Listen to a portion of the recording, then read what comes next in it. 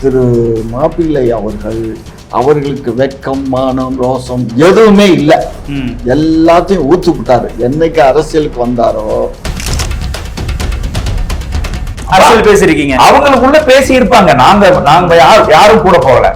அண்ணன் ரஜினிகாந்த் அவர்களும் அண்ணன் சீமான் அவர்களும் தனிப்பட்ட முறையில் அந்த சந்திப்பு அவர் ஒரு உச்ச நட்சத்திரமாக, மரியாதைக்குரிய ஒரு மனிதனாக, தமிழர்களின் ஆதரவு பெற்ற ஒரு நடிகனா இருந்துகிட்டு எங்க போனாலும் சாமியார்களை பார்த்த உடனே காலில் விழுவுறது இருக்கு பாருங்க. அதுவும் குறிப்பாக யோகி ஆதித்யநாத் போன்றவர்கள் காலில் நெடுஞ்சாங்கடையா விழுவுறதெல்லாம் நம்ம ஏற்க முடியல. நம்மளால சீமான் ஒரு ஆகச்சிறந்த போராளி அப்படின்னு ஒரு மேடையில் அவர் பேசியிருக்காரு. அப்படின்னா நிறைய அவருடைய பேச்சை கேட்டிருக்காருன்னு அர்த்தம். ஃபேமிலியோட நீ ஹைதராபாத்துக்கு போயிடணும், 2வது கூட நடிக்க கூடாது. இன்னைக்கு வரைக்கும் சாய்குமார் கர்நாடகாவில் 2வது கூட நடிக்கல. ஆனா தமிழர்கள் அப்படியா? இன்னைக்கு தமிழ்நாட்டில் இருக்கக்கூடிய நடிகர்களை யார் தமிழர் இருக்கிறது? ரஜினிகாந்த் தமிழரா? அர்ஜுன் தமிழரா?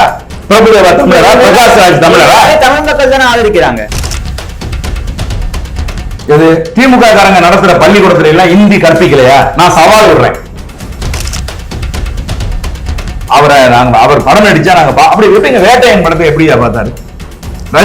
சீமானன் பார்த்ததுனாலதானே அது அறிக்கை எழுதினாரு. பிரஸ் பாப்பார். ஒரு நாளைக்கு ஒரு பிரஸ் பார்க்கலைன்னா மாப்பிள்ள தூங்கவே மாட்டாரு. பிரஸ் பார்க்கலைன்னா தூங்கவே மாட்டாரு. அப்படிப்பட்ட ஒரு ஐயா.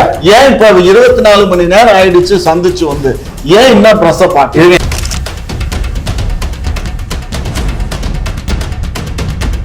குக்கு செய்தி நேயர்களுக்கு வணக்கம். இன்றைய சிறப்பு விவாத நிகழ்ச்சிக்காக நம்முடன் இணைந்திருப்பவர்கள் நாம் தமிழர் கட்சியின் மாநில ஒருங்கிணைப்பாளர், திரைப்பட இயக்குனர் திரு களஞ்சியம் அவர்கள் மற்றும் திமுகவின் ஆதரவாளர் முனைவர் காமேஷ் நாயுடு அவர்கள். வணக்கம் சார்.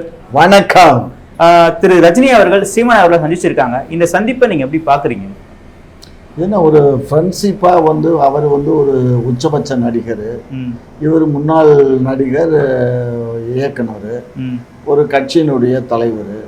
ஸோ மரியாதை நிமித்தமாக சந்திச்சதாக நான் நினைக்கல. நீங்க நினைக்கிறீங்க? நினைக்கல. ஓகே. ஏன்னா இதுல ஒரு அரசியல் இருக்கு.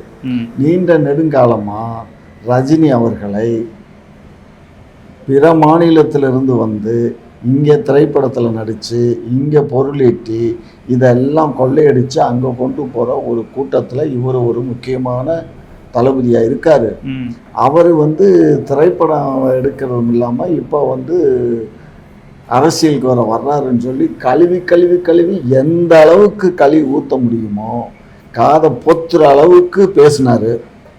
ஆனால் இன்னைக்கு போய் அவரை சந்திக்கிறாரு. இப்போ இதிலிருந்து என்ன தெரியுதுன்னா, திரு மாப்பிள்ளை அவர்களுக்கு வெக்கம், மானம், ரோசம் எதுவுமே இல்லை. எல்லாத்தையும் ஊத்து விட்டாரு. என்னைக்கு அரசியலுக்கு வந்தாரோ அன்னைக்கே, அரசியலுக்கு வர்றதுக்கு முன்னாடி கொஞ்சம் முனையாத்தான் இருந்தாரு.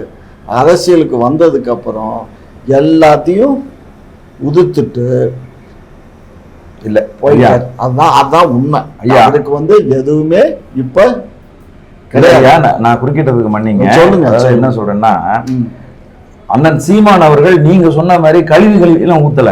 அவர் சொன்னது ஒரே ஒரு கருத்து தான். அது என்னன்னா, எடுத்து காட்டுங்க. அவர் என்ன தெளிவா சொல்லியிருப்பார் அப்படின்னா, நீங்க பெரியார் அவர்கள் ஒரு இயக்கம் ஆரம்பிச்சு அவர் மக்களுக்கு நன்மை செய்தது போல நீங்க ஒரு இயக்கம் ஆரம்பித்து மக்களுக்கு நல்லது செய்யுங்க. அதை நான் பாராட்டுறேன். நீங்க அந்த இயக்கத்துக்கு தலைவரா இருந்து செயல்படுங்க. ஆனால் அரசியல் கட்சி ஆரம்பித்து எங்களை ஆள வேண்டும் அப்படின்னு நீங்க முயற்சி பண்ணீங்கன்னா அதை நான் விட மாட்டேன், அதை நான் தடுப்பேன்.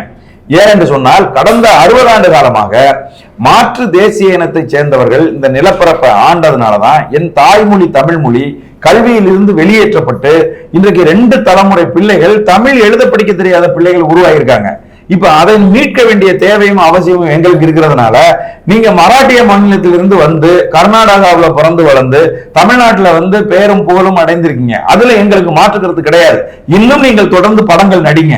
நாங்கள் உங்கள் ரசிகர்களாகவே இருக்கிறோம். முதல் காட்சியை நாங்க பாக்குறோம். ஆனால் அந்த உச்சபட்ச அந்த தகுதியை பயன்படுத்தி கொண்டு நீங்கள் அரசியலுக்கு எங்களை ஆள நினைப்பதை நாங்கள் ஏற்க முடியாது அப்படின்னு தான் அண்ணன் தெளிவா பேசினாங்க.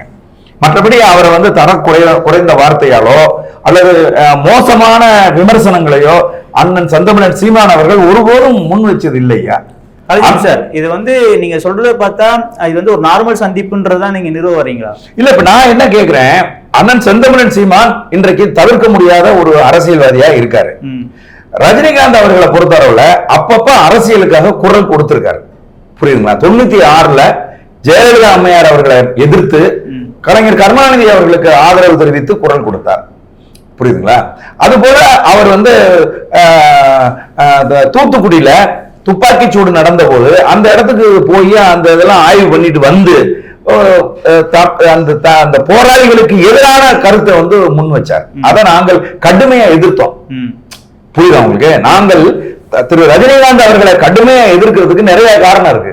அவர் வந்து ஒரு உச்ச நட்சத்திரமாக மரியாதைக்குரிய ஒரு மனிதனாக தமிழர்களின் ஆதரவு பெற்ற ஒரு நடிகனா இருந்துகிட்டு எங்க போனாலும் சாமியார்களை பார்த்த உடனே காலில் விழுவுறது இருக்கு பாருங்க. அதுவும் குறிப்பாக யோகி ஆதித்யநாத் போன்றவர்கள் காலில் நெடுஞ்சாங்கடையா விழுவுறதெல்லாம் நம்ம ஏற்க முடியல நம்மளால.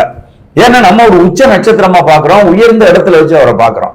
அதே மாதிரி தூத்துக்குடி ஸ்டெர்லைட் ஆலை விபத்துல அது வந்து தீவிரவாதிகள் ஊடுருவினாங்க, அதனாலதான் சுட்டு கொண்டாங்கன்னு அவர் ஒரு கருத்தை பதிவு செஞ்சார். அதையும் நம்ம ஒருபோதும் ஏற்கல. அதே மாதிரி 7 தமிழர் விடுதலை குறித்து அவரை கருத்து கேட்ட போது தமிழ்நாட்டில் இத்தனை ஆண்டு காலம் வாழ்ந்திருக்காரு, இவ்வளவு பெரிய சிக்கல் இங்க வந்து ஏற்பட்டிருக்கு, அதுல 7 தமிழர்கள் யாருன்னு கேட்டார். யார் அந்த 7 தமிழர்கள் அப்படின்னு கேட்டார். நொறுங்கி போச்சு மனசு நம்ம எல்லாருக்குமே. அப்ப இவ்வளவு குறைவான அரசியல் அறிவை பெற்றிருக்கக்கூடிய ரஜினிகாந்த் அவர்களை நாம எப்படி வந்து ஏற்க முடியுங்கிறது தான் எங்களுடைய நிலைப்பாடா இருந்துச்சு. அப்ப ரஜினிகாந்த் அவர்கள் வெறும் நடிகரா மட்டும் இல்ல, அவரு அப்பப்ப அரசியல்ல லேசா தொடர்போட இருந்துட்டு இருக்கக்கூடிய ஒரு ஆளா இருக்காரு. அப்படின்னா அண்ணன் சீமான் அவர்கள் ரஜினிகாந்த் அவர்களை சந்திச்சிருக்காங்க அப்படின்னா அரசியல் ரீதியா பேசாம எப்படி வந்திருக்க முடியும்? அரசியல் பேசிருக்கீங்க, அவங்களுக்குள்ள பேசி இருப்பாங்க. நாங்க யாரும் கூட போகல. அண்ணன் ரஜினிகாந்த் அவர்களும் அண்ணன் சீமான் அவர்களும் தனிப்பட்ட முறையில் அந்த சந்திப்பு கிட்டத்தட்ட வந்து ஒரு அரை மணி நேரத்துல இருந்து 1 மணி நேர சந்திப்பு. அந்த சந்திப்புல பல விடயங்கள் வந்து முன்மொழியப்பட்டிருக்கும், பல விடயங்கள் வந்து பேசி இருப்பார்கள். அதை நீங்க அரசியல் பேசவே இல்லை அப்படின்னு மறுப்பதற்கு இல்லை. இல்ல, நம்ம சீமான் பாத்தீங்கன்னா கடந்த காலங்கள்ல ஒரு தமிழன் தான் நம்ம நாட்டை ஆளுன்னு சொல்லிட்டு வராரு. இப்பயும் அந்த ஸ்டேட்மெண்ட் தான் நிலையா இருக்காரு. அப்படி இருக்கும்போது ரஜினி அவர்களை எந்த அளவுக்கு விமர்சனம் பண்ணாரு என்பது உங்க எல்லாருக்கும் தெரிஞ்ச விஷயம், ஊரறிஞ்ச விஷயம். இந்த விஷயங்களா பார்க்கும்போது ஒரு தமிழன் இல்லாத ஒருத்தர்கிட்ட போயிட்டு அரசியல் பேசுவது சரியா? இல்ல, அப்படி கிடையாது. திரு ரஜினிகாந்த் அவர்கள் 2021ல நான் அரசியலை விட்டு விலகுறேன், நான் இனிமேல் ஒருபோதும் அரசியல் கட்சி ஆரம்பிக்க போறது இல்ல அப்படின்னு அறிவிச்சிட்டு இருக்கக்கூடிய ஒருத்தர். புரியுதுங்களா? அவருக்கு நான் வேட்டையன் படம் பார்த்த பிறகு அண்ணன் வந்து ஒரு அறிக்கை வெளியிட்டு இருந்தார். பல படங்களை வந்து பார்க்கிறாரு. அந்த படங்களை அவருக்கு பிடித்திருந்தால் அவர் ஒரு இயக்குனர் என்கிற முறையில் அந்த திரைப்படம் நல்லா இருக்கு அப்படின்னா அதை ஆதரித்து அறிக்கைகள் வெளியிடுவார். அப்படி வந்து வேட்டையன் திரைப்படத்தை ஆதரித்து அவர் அறிக்கையை வெளியிட்ட போது அதை பார்த்த ரஜினிகாந்த் அவர்கள் அண்ணன் சீமான் அவர்கள் இவ்வளவு ஆழமா சில கருத்துக்களை முன் வச்சு எழுதியிருக்காரு, அவரை சந்திக்கணும் அப்படின்னு அவர் வந்து விரும்புறாரு. அதுல அண்ணன் குறிப்பிட்டிருந்த மிக முக்கியமான விஷயம் என்னன்னா, நீங்க வந்து நூற்றுக்கணக்கான படங்கள் நடித்து அந்த திரைத்துறையினுடைய உச்சம் தொட்ட ஒருத்தர், இனி நீங்க புதுசா புகழடைய போறது இல்லை, இனி புதுசா பணம் சம்பாதிக்க போறது இல்லை. அதனால இனி நடிக்கிற திரைப்படங்கள் நீங்க வந்து சமூகம் சார்ந்த சமூக அக்கறையோடு கூடிய இளைஞர்களை, உங்களை நம்பி வந்திருக்கக்கூடிய பிள்ளைகளை நல்வழிப்படுத்தக்கூடிய திரைப்படங்களை நீங்க நடிங்க அப்படின்னு அவர் வந்து அதுல குறிப்பிட்டிருந்தார். அப்ப 200 கோடி 250 கோடி சம்பளம் வாங்கிக்கிட்டு அந்த மாதிரி படத்தை எடுத்தா அந்த படம் எங்க இருக்கும்? டப்பாக்குள்ள தானே இருக்கும், தியேட்டர்ல இருக்குமா? இல்லைங்க.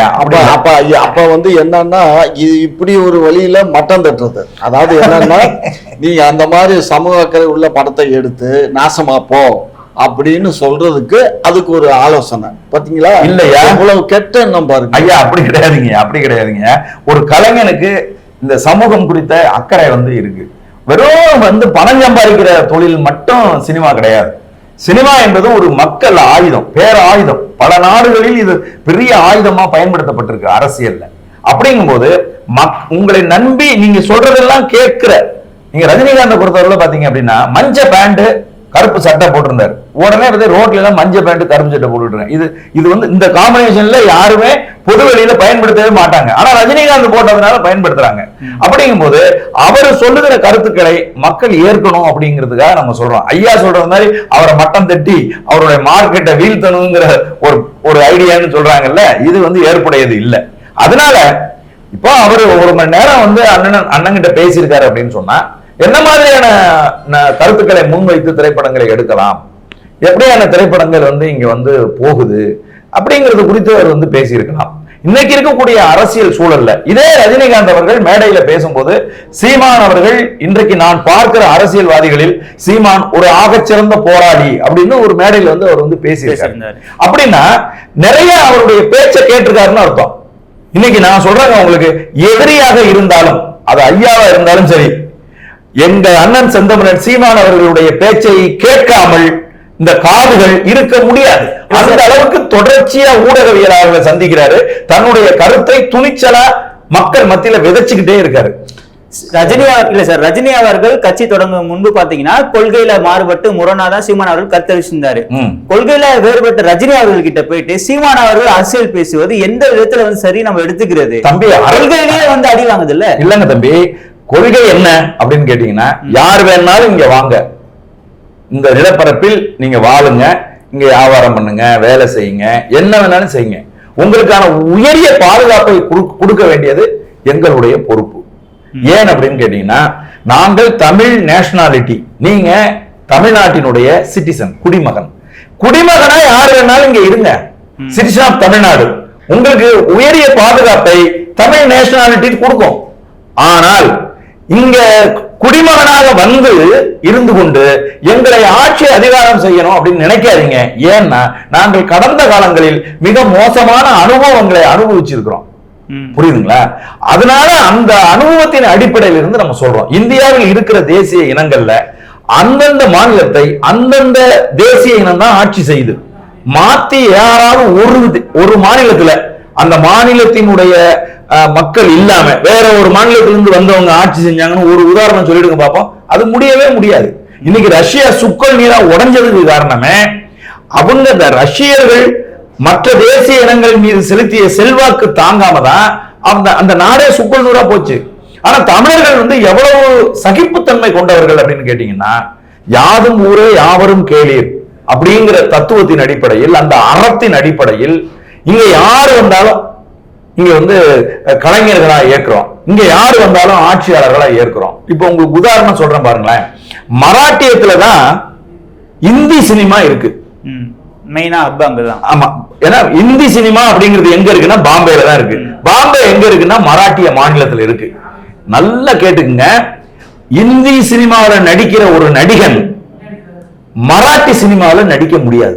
இது வரைக்கும் நடிச்சது இல்லை, ஏற்க மாட்டாங்க. புரியுது உங்களுக்கு? ஆனா மராட்டியன் ஒருத்தர் இந்தி சினிமாவில் நடிக்கலாம். இப்ப நானா படேக்கர் மராட்டியன், அவன் இந்தி சினிமாவில் நடிக்கலாம். புரியுதுங்க? ஜெனிலியா ஹஸ்பண்ட் மராட்டியன், அவன் இந்தி சினிமாவில் நடிக்கிறான். ஆனா இந்தியில நடிக்கிற சல்மான் கானோ அல்லது ஷாருக் கானோ மராட்டிய சினிமாவில் நடிக்க முடியாது. புரியுங்களா? இந்த நிலை கர்நாடகாவிலேயும் இருக்கு. சாய்குமார்னு ஒருத்தர் அங்க வந்து போலீஸ் ஸ்டோரின்னு ஒரு படம் நடிச்சாரு. அந்த படம் பெரிய வெற்றி அடைஞ்சு போலீஸ் ஸ்டோரி 2ன்னு ஒரு படம் நடிச்சுட்டு இருந்தாரு. அங்க இருக்கக்கூடிய கன்னடத்தினுடைய ஒரு தீவிரவாத அமைப்பை வச்சு நடத்திட்டு இருக்கிற வாட்டாள் நாகராஜன் அதே சாய்குமாரை கூப்பிட்டு கேட்கிறான், யார் நீ, எந்த ஊருன்னு. என்ன, நாங்க ஹைதராபாத்னே, நான் தெலுங்குனே அப்படின்னு சொன்ன உடனே எழுந்து கன்னத்துல ஓங்கி அரைந்தார். கன்னத்துல அரையிற போட்டோவே பேப்பர்ல எல்லாம் வந்துருந்துச்சு. உனக்கு தெலுங்குக்காரனுக்கு இங்க என்ன வேலை கனடாவில், நீங்க என்ன எத்தனை படம் முடிஞ்சதா இல்லையா? படம் கிட்டத்தட்ட முடிஞ்சதுன்னு. போலீஸ் ஸ்டோரி 2 முடிச்ச உடனே ஃபேமிலியோட நீ ஹைதராபாத்துக்கு போயிடணும், 2வது படம் நடிக்க கூடாது. இன்னைக்கு வரைக்கும் சாய்குமார் கர்நாடகாவில் 2வது படம் நடிக்கல. ஆனா தமிழர்கள் அப்படியா? இன்னைக்கு தமிழ்நாட்டில் இருக்கக்கூடிய நடிகர்கள் யாரு தமிழர் இருக்கிறது? ரஜினிகாந்த் தமிழரா? அர்ஜுன் தமிழரா? பிரபுதேவா தமிழரா? பிரகாஷ் ராஜ் தமிழரா? தமிழ் மக்கள் தானே ஆதரிக்கிறாங்க. அதைத்தான் நான் சொல்றேங்க, தமிழர்களுடைய அறம் அது. வந்தவர்கள் அனைவரையும் அரவணைப்பதும் ஆதரவு கொடுப்பதும் தமிழர்களுடைய இல்ல, அப்படி கிடையாது. அந்த அறத்தின் அடிப்படையில் நாங்கள் விட்டு கொடுத்ததுனாலதான் இன்றைக்கு இவ்வளவு பெரிய சரிவை சந்திச்சிருக்கோம். எங்களுடைய முதன்மை அடையாளமாக இருக்கிற தமிழ் மொழி எழுத பேச தெரியாத 2 தலைமுறை பிள்ளைகள் உருவாயிருக்காங்க. அப்படி உருவானா என்ன ஆகும்? தமிழ் இலக்கியங்கள் வாசிக்காத சூழல் உருவாயிரும். மொழி கொஞ்சம் கொஞ்சமாக அழிய தொடங்கிடும். ஆங்கிலம் பேசுறது தவிர இந்த பிள்ளைகள் வந்து படிக்கிற பிள்ளைகள், இப்ப படிச்சுட்டு இருக்கிற பிள்ளைகள் எல்லாரையும் கூப்பிட்டு நீங்க கேட்டீங்கன்னா தமிழ் எழுத்து ஒண்ணு கூட தெரியாது அவங்களுக்கு. அதே மாதிரி நீங்க வேற மாநிலத்துக்கு நீங்க போங்க, இங்க ஆட்சி அதிகாரத்தில் இருந்தது யாரு? திராவிட சிந்தனையாளர்கள் தானே இருந்தாங்க. அதுல மாற்று கருத்து இல்ல. ஐயா கூட இருக்காது. அதிமுக இருந்தாங்க, திமுக இருந்தாங்க, அதிமுக இருந்தாங்க, திமுக இருந்தாங்க. ஆனா மற்ற மொழிகளெல்லாம் எண்ணூறுக்கள், நம்பர்ஸ், அந்தந்த தேசிய இனத்தினுடைய நம்பர்களை அவர்கள் பயன்படுத்துகிற போது தமிழ்நாட்டில் மட்டும் ஏன் பயன்படுத்தல? தமிழனுக்கு எண்ணூறுக்கள் இல்லையா? அப்ப ஆட்சி செய்யற இடத்துல நீங்க தான் இருந்தீங்க, சட்டம் இயற்ற இடத்துலயும் நீங்க தான் இருந்தீங்க, இயற்றிய சட்டத்தை நடைமுறைப்படுத்துற இடத்துலயும் நீங்க தான் இருந்தீங்க. என் தாய்மொழி தமிழ் மொழியில் இருக்கிற எண்ணூறுக்களை ஏன் நடைமுறைப்படுத்தல? ஏன் பள்ளிக்கூடத்துல பிள்ளைகளுக்கு சொல்லிக் கொடுக்கல? ஏன் தெரியல? அப்ப இந்த கேள்விகள் தான் நாங்கள் இந்த திராவிட சித்தாந்தத்தை எதிர்ப்பதற்கு அடிப்படை காரணம் இதுதான். சார் இப்போ வரைக்கும் பாத்தீங்கன்னா மும்மொழி கொள்கையை வந்து எதிர்க்கிறாங்க சார் திமுக ஆட்சி. எது திமுக காரங்க நடத்துற பள்ளிக்கூடத்துல எல்லாம் ஹிந்தி கற்பிக்கலையா? நான் சவால் விடுறேன் சார். இன்னைக்கு எங்களை எதிர்த்து பேசிக் கொண்டிருக்கக்கூடிய திராவிட சிந்தனையாளர்கள் அனைவருக்கும், குறிப்பா திமுக நான் சவால் விடுறேன், ஐயா உட்பட அனைவருக்கும் சவால் விடுறேன். நீங்கள் நடத்துகிற பள்ளிகளில் இந்தி சொல்லிக் கொடுக்குறீங்களா இல்லையா? இல்லைன்னு சொல்லுங்க. அரசு பள்ளியைத்தான் கணக்கெடுக்கணுமே தவிர மற்ற தனியார் நடத்தக்கூடிய பள்ளி, அவங்க வருவாய் ஈட்டும் நோக்கத்தோடு நடத்தக்கூடிய பள்ளிகளை இவர்கள் திட்டமிட்டு அதை வசைபாடுவது சரியல்ல. இல்லைங்கய்யா, அரசு பள்ளியில இருக்கா இல்லையா? அரசு உத்தரவுல வந்து தமிழ் படிச்சாதான் வேலைங்கிறது இருக்கா இல்லையா? இதத்தான் நீ பார்க்கணுமே. இல்லையா? அப்படி இல்ல, அப்படி இல்ல. எப்படி பண்ணி வச்சிருக்கீங்க? இருங்கய்யா, நான் எப்படி பண்ணி வச்சிருக்கீங்கிறத நான் சொல்றேன். சேரவேல பெரியல 3000 பள்ளிக்கூடங்களை, அரசு பள்ளிக்கூடங்களை ஆங்கில வழி பள்ளிக்கூடமா மாத்திட்டாங்க. அங்க தமிழ் கிடையாது. அங்க வந்து 2, அதாவது விருப்ப பாடமா 3 வச்சிருக்காங்க. German, France, Tamil. எவனுமே தமிழ் படிக்கிறது இல்ல. வெளிநாட்டு வேலைக்கு போகணும், ஜெர்மன் படிக்கிறான், இல்லைன்னா பிரான்ஸ், பிரெஞ்சு படிக்கிறான். புரியுதுங்களா உங்களுக்கு? ரைட்டு, இதை விட்டுருங்க. அரசு பள்ளிகள், அரசு பள்ளிக்கூடத்துல படிச்சு தமிழ் படிச்சாதான் வேலை அப்படிங்கிற சட்டம் இருக்கு பாத்தீங்களா? அப்படி ஒரு சட்டம் இல்லவே இல்லை. 2016 மதிப்புக்குரிய ஐயா ஓ பன்னீர்செல்வம் முதலமைச்சரா இருக்கிற போது ஒரு சட்டம் கொண்டு வந்தாரு. எதுல? டிஎன்பிசில கொண்டு வந்தாருங்க. டிஎன்பிசில என்ன கொண்டு வந்தாருன்னா, இந்தியாவில் இருக்கக்கூடிய யார் வேணாலும் வந்து தமிழ்நாடு தேர்வாணையத்துல தேர்வு எழுதலாம். கொண்டு வந்தது யாரு? ஓபிஎஸ் ஐயா. அது மட்டும் இல்லைங்க, என்ஆர்ஐயா இருக்கிறவங்களும் வந்து எழுதலாம். அது மட்டும் இல்லைங்க, பக்கத்து நாடா இருக்க நேபாளம், பூட்டான், அது 2 தனி நாடு. அங்க இருக்கிறவங்க கூட வந்து தமிழ்நாடு தேர்வாணையத்துல தேர்வு எழுதலாம்னு ஒரு சட்டம் கொண்டு வந்தீங்களே. இப்ப 4 ஆண்டுகளா நீங்க தானே ஆட்சியில் இருக்கீங்க, திமுக காரர்கள். அந்த சட்டத்தை வந்து இல்லாம பண்ணீங்களா? இது தப்பு. இது தமிழ் தேசிய இனத்துக்கு செய்யற துரோகம். இந்த சட்டம் வந்து தவறு. தமிழ்நாடு தேர்வாணையத்துல தமிழ் படித்த பிள்ளைகள் தமிழ்நாட்டில் இருக்கவன் தான் தேர்வு எழுதணும், தமிழ் குடிமகன்கள் தான் தேர்வு எழுதணும் அப்படின்னு ஏன் சட்டம் கொண்டு வரல? அதனாலதான் இன்னைக்கு என்ன செய்யறான், தமிழ்நாடு தேர்வாணையத்துல வந்து நார்த் இந்தியாக்காரன் வந்து எழுதுறான், அதுவும் ஃப்ராடு பண்றான். தமிழே எழுத படிக்க தெரியாதவங்க 100க்கு 80 மார்க் 86 மார்க் வாங்குறான். எப்படி வாங்குறான்? அப்ப இதையெல்லாம் தான் நாங்க கண்டிக்கிறோம். நீங்க அறிவுபூர்வமா இது விமர்சனமா எடுத்துக்காதீங்க. இந்த கேள்விகள் முறையான கேள்விகளா இருக்கா இல்லையா அப்படிங்கறத நீங்க பாருங்க. அந்த அடிப்படையில தான் ரஜினிகாந்த் அவர்கள் அரசியலுக்கு வர்றேன் அப்படின்னு சொன்ன போது நாங்கள் எதிர்த்தோமே ஒழிய, தனிப்பட்ட முறையில் நான் ஒரு ரஜினிகாந்த் ரசிகன் தான். நான் மிக கடுமையா ரஜினிகாந்த் அவர்கள் அரசியலுக்கு வந்ததை நான் இங்க எதிர்த்தேன். அடிப்படையில் சின்ன குழந்தையா எனக்கு இந்த சினிமா குறித்த அறிவு வந்த காலகட்டத்திலிருந்து நான் ரஜினியோட ரசிகன். இப்ப கூட நான் வந்து முதல் காட்சி பார்க்கணும் அப்படின்னு நினைக்கக்கூடிய ரசிகர்கள் நானும் ஒரு ஆள் தான். ஆனால் அவர் அரசியலுக்கு வந்ததை நான் கடுமையாக எதிர்த்தேன். அது போலதான் எங்கள் அண்ணன் சீமானை எதிர்த்தாரை ஒழிய, ரஜினிகாந்த் ஒட்டு மொத்தமா தமிழ்நாட்டை விட்டு விரட்டிடணும், அவர் தமிழ்நாட்டுல வாழக்கூடாது, அவர் படம் நடிச்சா நாங்க அப்படி விட்டுங்க. வேட்டையன் படத்தை எப்படியா பார்த்தாரு? சீமானன் பார்த்ததுனாலதானே அது அறிக்கை எழுதினாரு. அதாங்க அரசியல். அதான் அரசியல். அபியலா பண்ணுவாரு, மாப்பிள்ள அரசியல் தானே பண்றாரு. ஆமாங்கய்யா, அரசியல் பண்ணும்போது இப்போ எனக்கு என்ன கேள்வினா, சீமான் அவர்கள் வந்து இப்ப ரஜினியை சந்திச்சிருக்காங்க. இன்னொரு பக்கம் விஜய் அவர்கள் வந்து என்ட்ரி கொடுத்திருக்காரு. விஜய் எதிர்க்க ரஜினியோட ஃபேன்ஸ் நமக்கு தேவைப்படுறாங்க, இந்த காரணத்தால சந்திச்சிருக்காரு நம்ம எடுத்துக்கணுமா? இது இல்ல. இப்ப நான் என்ன கேட்கிறேன், இது ஏன் பூசகமா போயிட்டே இருக்கணும்? 2 பேருமே யாரு? இந்த பக்கம் மாப்பிள்ள இருக்காரு, அந்த பக்கமும் என் சம்பந்தி தான். சரியா? இவங்க 2 பேருமே உண்மையை சொல்ல. மாப்பிள்ள யாரு? சம்பந்தி யாரியா? ரஜினி சம்பந்தி, மாப்பிள்ள சீமா. அதை சொல்லுங்க. இப்ப இவங்க 2 பேரும் சந்திச்சுக்கிட்டத இப்ப ஓபன் டாக்கு வர வேண்டியதானே? வெளியில நாங்க இந்த மாதிரி பேசிக்கிட்டோம், இது ஒன்னும் காதலன் காதலி பேசுற பேச்சு அல்ல. 2 அரசியல் தலைவர்கள், முன்னாள் அரசியல் தலைவரும் இந்நாள் அரசியல் தலைவரும் பேசிக்கிட்ட ஒரு பேச்சு. இந்த பேச்சை வந்து ஓபன் மேடைகள் சொல்லனால இவர் ஊன்னா தான் பிரச பாப்பாரு. ஏற்க மறுக்கிறேன். இங்க பாரு, பாப்பாரு ஊன்னா பிரஸ் பாப்பாரு. ஒரு நாளைக்கு ஒரு பிரஸ் பார்க்கலைன்னா மாப்பிள்ள தூங்கவே மாட்டாரு. பிரஸ் பார்க்கலைன்னா தூங்கவே மாட்டாரு. அப்படிப்பட்ட ஒரு ஏன் இப்ப 24 மணி நேரம் ஆயிடுச்சு சந்திச்சு வந்து ஏன் இன்னும் பிரஸ் பாக்க ரெண்டு விஷயம் வந்து நான் மறுக்கிறேன். ஒண்ணு, இவர் ஒரு அரசியல் தலைவர், அவர் ஒரு அரசியல் தலைவர் சொல்றதை ஏற்க மறுக்கிறேன். அண்ணன் செந்தமிழன் சீமான் தவிர்க்க முடியாம அவர் அரசியல் தலைவர் தான். ரஜினிகாந்த் அரசியல் தலைவரே கிடையாது, அவர் நடிகர். அவர் கட்சி ஆரம்பிக்கணும்னு விரும்பினாரு, ஆரம்பிக்கல. அதனால அது ஒண்ணு.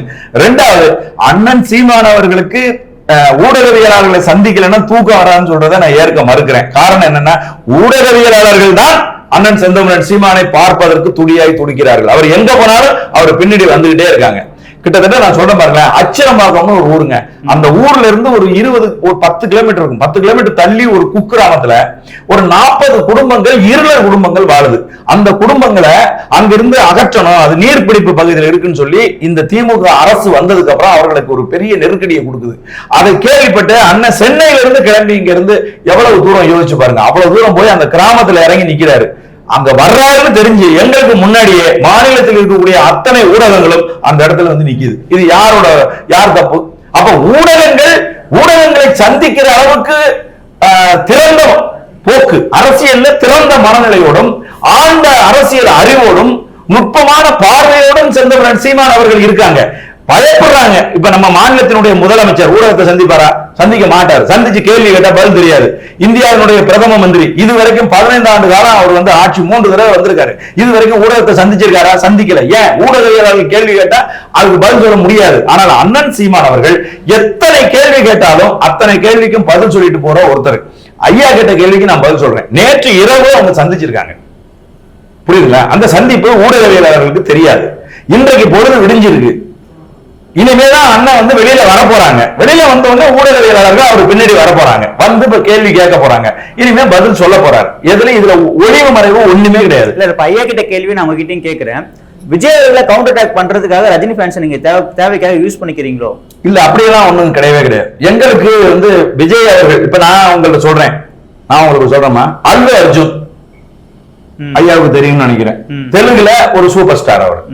அவர் நடித்த புஷ்பா படம் இங்கேயுமே வந்து கிட்டத்தட்ட வந்து 100 நாளை தாண்டி ஓடின ஒரு திரைப்படம். அல்லு அர்ஜுன் சமீபத்துல ஒரு ஃபேன்ஸ் சந்திப்பு நடத்தினாரு. கிட்டத்தட்ட ஒரு 15-20 லட்சம் பேர் வந்து திரண்டாங்க.